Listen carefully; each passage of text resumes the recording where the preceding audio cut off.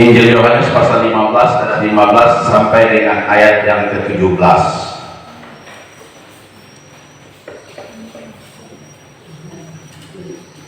Injil Yohanes pasal 15 ayat 15 sampai 17 berkata demikian: Aku tidak menyebut kamu lagi hamba, sebab hamba tidak tahu apa yang diperbuat oleh tuannya. Tetapi aku menyebut kamu sahabat, karena aku telah memberitahukan kepada kamu segala sesuatu yang telah kudengar dari Bapakku. Bukan kamu yang memilih aku, tetapi akulah yang memilih kamu. Dan aku telah menetapkan kamu supaya kamu pergi dan menghasilkan buah, dan buahmu itu tetap, supaya apa yang kamu minta kepada Bapa dalam namaku diberikannya kepadamu. Inilah perintahku kepadamu, kasihilah seorang akan yang lain. Demikian juga pembacaan firman Tuhan untuk kita pada hari ini. Bapak Ibu saudara saya kasih di dalam Yesus Kristus, kalau kita mau nanam sebuah pohon, saya beri satu contoh pohon mangga. Sudah pasti kita semua memilih pohon mangga yang akan kita tanam itu pasti baik. Nah, ada yang memilihnya jahat. Kalau jahat dibuang. Kalau jahat itu tidak laku. Kalau jahat itu kita tidak mau menanamnya. Nah, kita memilihnya, pilih yang baik. Dalam puluhan pokok kita cari yang bagus, ada yang lebih bagus lagi, ada yang lebih baik.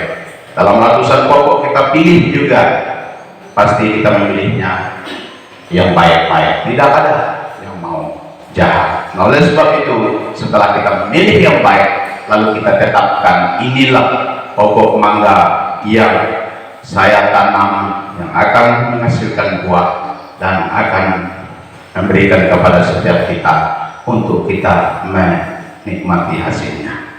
Nah, Bapak Ibu saudara saya kasih di dalam Yesus Kristus, pada hari ini saya ingin membawa kita untuk belajar dari firman Tuhan yang sudah kita baca tadi. Saya memberi tema firman Tuhan hari ini adalah dipilih dan ditetapkan oleh Tuhan.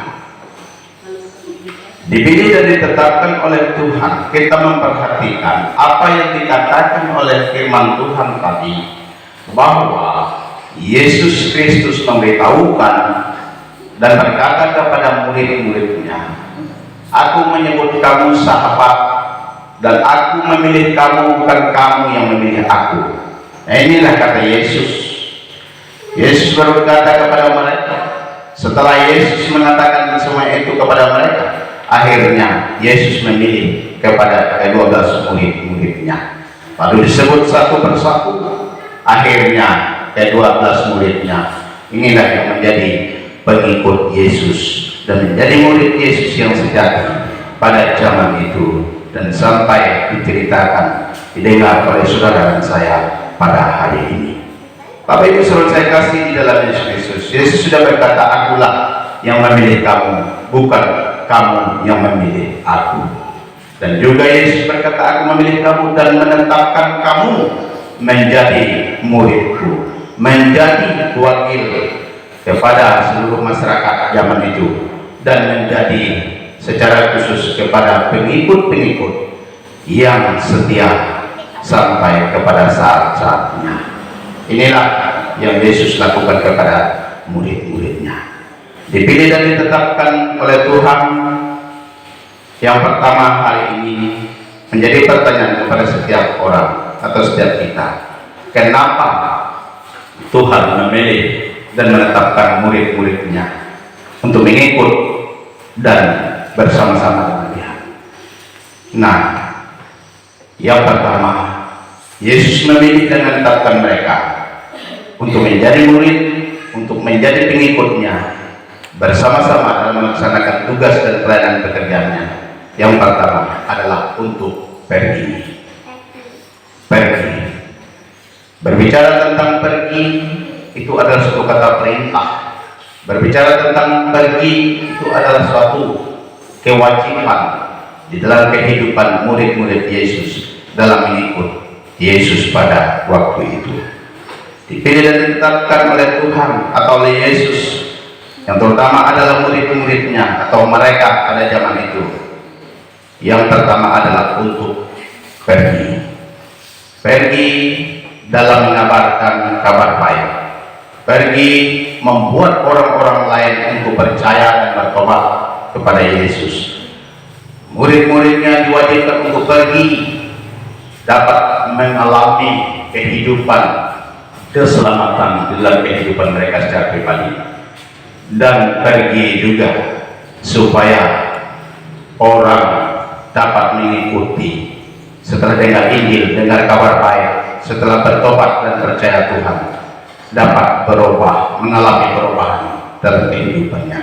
Nah, inilah maksudnya Yesus memilih murid-muridnya, supaya murid-muridnya pergi memberitakan dan mengabarkan, menyampaikan kabar baik, supaya orang-orang lain dapat berubah dan dapat mengalami kuasa dan mujizat dari Tuhan. Bapak Ibu saudara saya kasih di dalam Yesus Kristus, apa yang menjadi pelajaran kekristenan kepada kita pada pagi hari? Saudara dan saya sudah dipilih oleh Tuhan. Saya dipilih oleh Tuhan, ditetapkan untuk menjadi gembala jemaat di Kayemos Merauke. Saudara dipilih oleh Tuhan. Beberapa waktu yang lalu sudah khususkan menjadi BPJ GKI Semua Merauke. Mulai dari wakil ketua, sekretaris, bendahara, komisi berkarya, berkawan, komisi sekolah minggu, komisi musik, komisi kesejahteraan, gembala, komisi yang lain. Jadi saudara sudah dipilih dan ditetapkan oleh Tuhan. Yang memilih adalah orang-orang, tapi yang menetapkannya adalah Tuhan. Siapakah contoh orang-orang yang dipilih dan ditetapkan oleh Tuhan? 1 Samuel pasal 16 ayat 12 sampai 13. Di sana dikatakan ada 7 anak Isai, dari 1 sampai sekian orang.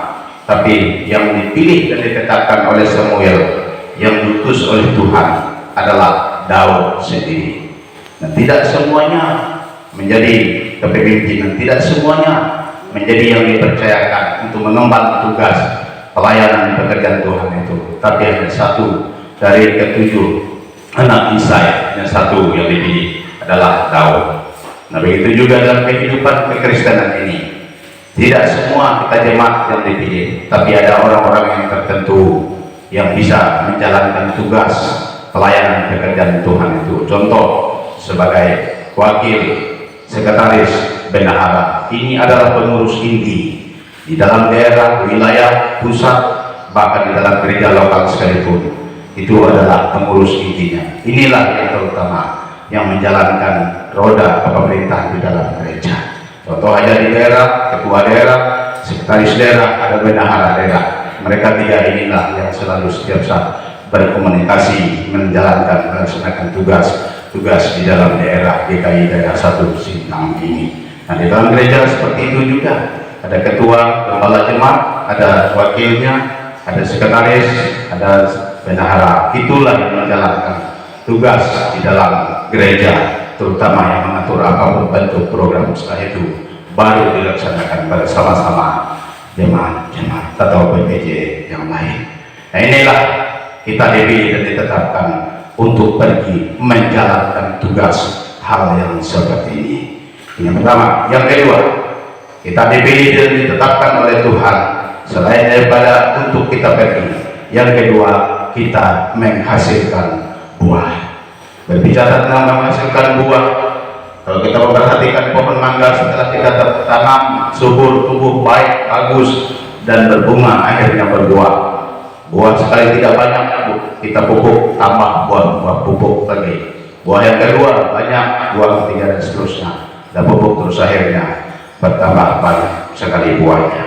Oleh sebab itu kita memperhatikan murid-murid Yesus dipilih dan ditetapkan oleh Yesus sendiri.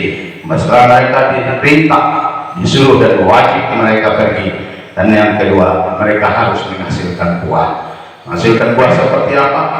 Kita memperhatikan menghasilkan buah. Yang pertama adalah supaya banyak orang yang bertobat percaya dengan Tuhan. Yang pertama. Buah yang kedua, supaya kita melihat, memperhatikan bahwa ketika mereka diutus pergi menghasilkan buah, mereka banyak cari memenangkan jiwa-jiwa bagi Tuhan. Inilah buah-buah secara rohani dalam kehidupan mereka pada waktu itu. Saudara yang saya kasih dalam Yesus, saya melihat ada buah-buah dari ibu berkawan. Contoh, pada minggu kemarin ibu-ibu berkawan melaksanakan musyawarah bersama-sama karena ada kegiatan JDW jaringan doa wanita sekecamatan Kelam dan Ledai yang akan dilaksanakan. Mereka minta tempatnya di DKI Mos Merauke pada tanggal 26 bulan Agustus 2022 mulai jam 2 sampai pada selesai. Minggu kemarin ibu-ibu sudah bermusyawarah tentang kegiatan itu, tentang makan minum yang dilaksanakan. Semuanya ibu-ibu yang hadir sudah mengaku, dan ada yang hadir pun siap menyumbang, sudah tersedia. Akhirnya saya suruh Ibu Gembala dan teman-teman yang lain, ibu lain, catat nama yang menyumbang. Puji kepada Tuhan, di HP ini penuh semua ibu-ibu yang menyumbang. Tinggal ini hanya itu tadi.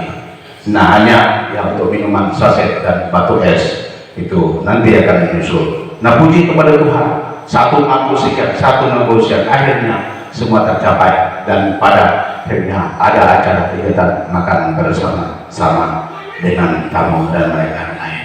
Nah, puji kepada Tuhan, bukankah itu menunjukkan buah? Nah, kalau tidak menunjukkan buah, kan seperti ini. Saya nggak rugi kan mereka, tidak untung kami, kan begitu.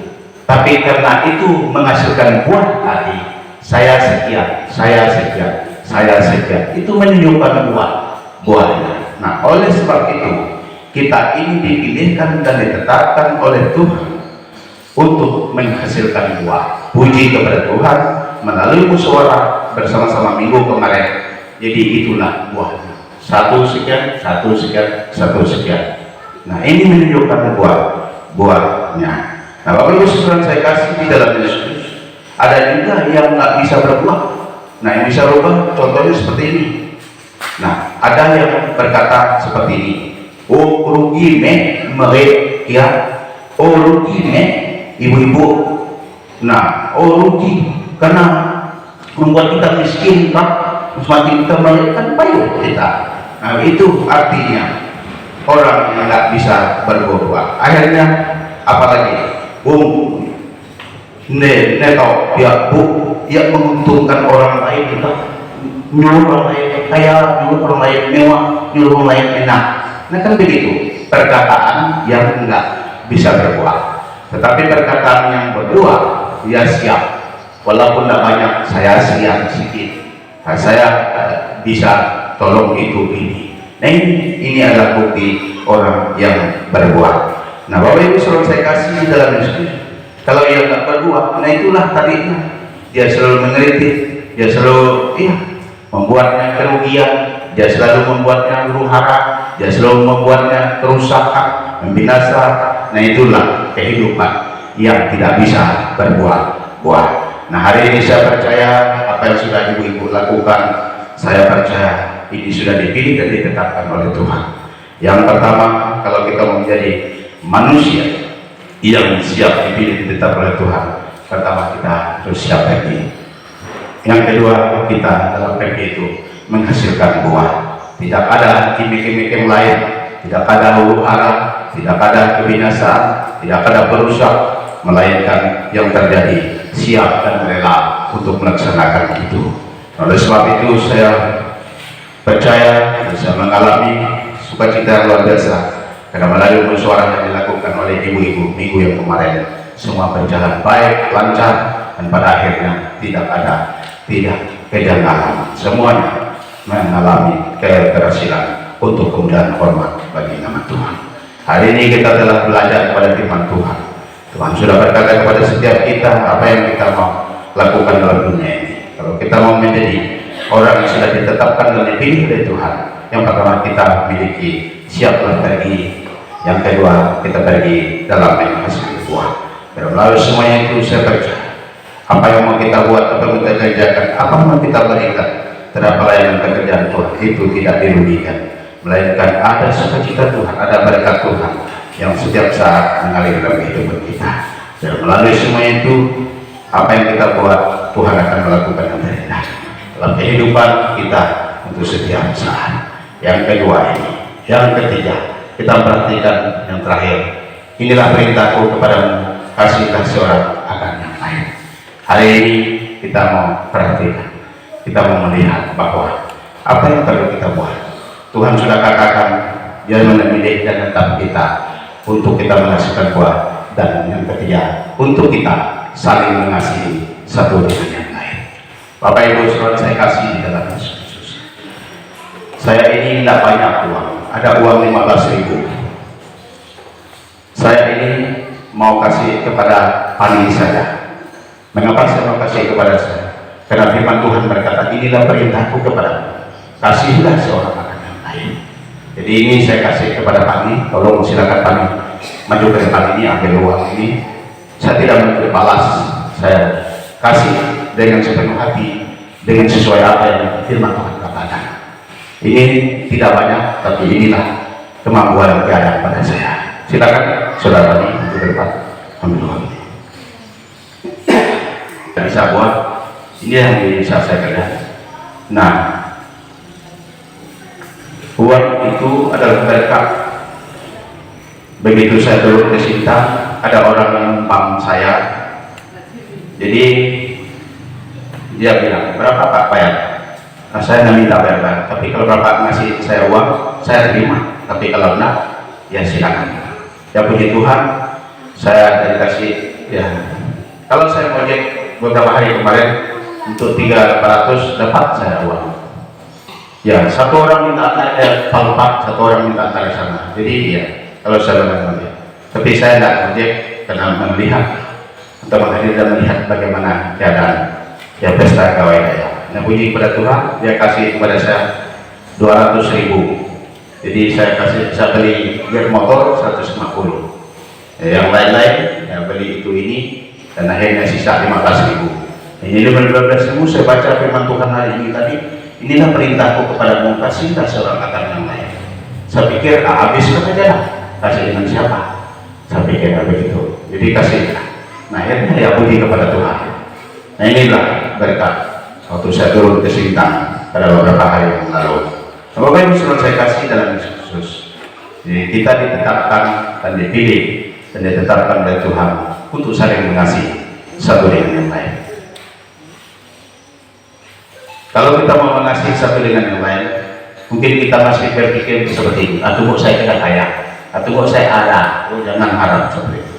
Tapi sewaktu ada, apa yang bisa kita beri kepada Tuhan atau kepada sama manusia, beri adalah. Oleh sebab itu hari ini firman Tuhan berkata demikian, kasihlah satu dengan yang lain. Maka apa yang bisa kita buat, ya buatlah untuk pekerjaan Tuhan. Semua itu tidak akan kehilangan dan Tuhan akan catat semuanya itu di lantai yang sudah untuk indah dan rahmat. Hari ini saya baca kita ditetapkan dan dipilih oleh Tuhan, saudara yang dipilih sebagai PPJ, sebagai gembala jemaat, sebagai pemimpin. Jadi siapkanlah apa menjadi tanggung jawab kita bersama di hadapan Tuhan. Karena firman Tuhan sangat memotivasi kepada setiap kita dan memberkati serta menolong kepada kita. Dan lalu kita dipilih dan ditetapkan oleh Tuhan. Kita harus menjalankan tugas ini. Yang pertama untuk kita pergi tidak menghasilkan buah, dan yang ketiga kita siap untuk saling mengasihi satu dengan yang lain. Inilah yang Tuhan kehendaki dalam kehidupan kita setiap waktu, setiap saat di mana saja kita berada. Sebab itu saya percaya melalui kebenaran firman Tuhan ini, kiranya Tuhan menyembuhkan kita, Tuhan menguatkan kita, Tuhan melindungi kita, Tuhan menjaga serta memelihara kita setiap saat dari saat ini sampai seterusnya. Inilah firman Tuhan untuk kita hari ini. Mari kita berdoa.